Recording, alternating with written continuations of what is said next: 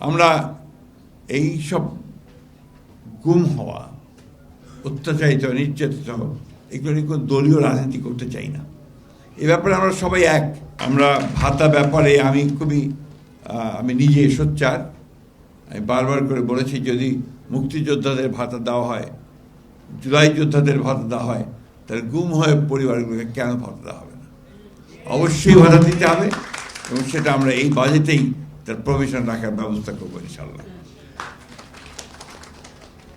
এটা কম্পেনসেট করা যাবে না তাদের ক্ষতিগুলো, পাশে তো দাঁড়াতে পারি আমরা। আমাদের রাষ্ট্র হিসেবে আমরা তাদের সহযোগী হিসেবে তাদের পাশে তো দাঁড়াতে পারি, তাদেরকে সাহস দিতে পারি। যখন এই বাচ্চাগুলো বড় হচ্ছে, ভালো স্কুলে পড়া, একটু ভালো থাকা এবং তাদের ভবিষ্যৎকে নির্মাণ করবার জন্য সুযোগ সৃষ্টি করে দেওয়া, এই বিষয়গুলোই তো রাষ্ট্র করতে পারে। আমি বিশ্বাস করি যে এগুলো রাষ্ট্র করবে, এটা রাষ্ট্রের দায়িত্ব বলে আমি বিশ্বাস করি। আমি কথা বেশি বলবো না। আমি এই কথা বারবার করে বলতে চাই যে আমরা আর এই গুম হয়ে যাওয়া ঘটনাগুলোর সঙ্গে সম্পৃক্ত হতে চাই না ভবিষ্যতে। এটা তো একটা হিউম্যানিটির বিরুদ্ধে একটা ক্রাইম, মানবতার বিরুদ্ধে একটা অপরাধ। প্রকাশ্যে এদের বিচার হওয়া উচিত এবং এদের শাস্তি হওয়া উচিত।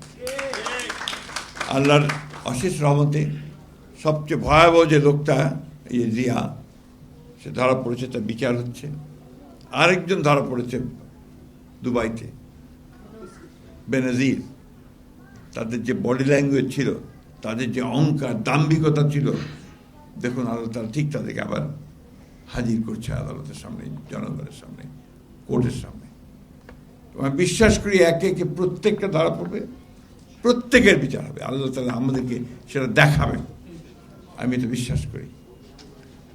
আমরা এই সব গুম হওয়া, অত্যাচারিত, নির্যাতিত, এগুলো নিয়ে কোনো দলীয় রাজনীতি করতে চাই না। এ ব্যাপারে আমরা সবাই এক।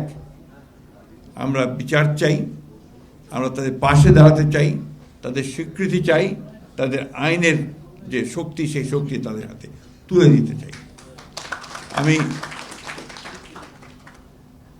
আমি সবসময় বলি যে আমি এই মেয়েটাকে খুবই শ্রদ্ধা করি, ওকে সালাম জানাই, স্যালিউট করি। এই জন্যে সবচেয়ে কষ্টের সময়গুলোতে, যখন কেউ রাস্তায় বেরোতে সাহস করছে না, কথা বলতে সাহস করছে না, তখন এই মেয়েটা জেনেভা পর্যন্ত গেছে নিজের চেষ্টায়, যে এনফোর্সড ব্যাপারে ইউএনও কিছু করবে। আমি ধন্যবাদ জানাতে চাই ইউনাইটেড নেশনসকে, তারা এই কাজটা খুব দ্রুততার সঙ্গে এই তদন্ত করেছেন, তদন্ত করে আমাদেরকে রিপোর্ট দিয়েছেন।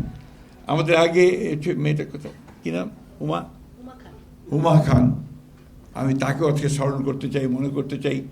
ট্রেমেন্ডাস সাপোর্ট দিয়েছে আমাদের সেই সময়।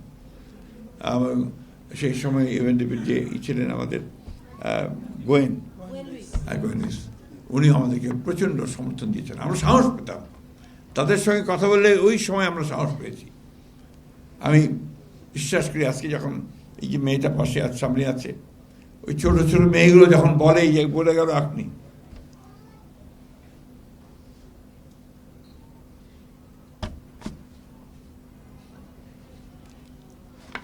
এই কষ্ট রাখা যায় না।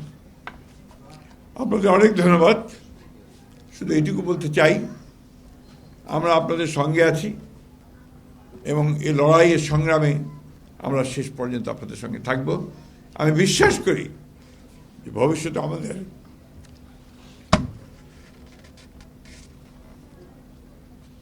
আর এই কষ্টের শিকার হতে হবে না।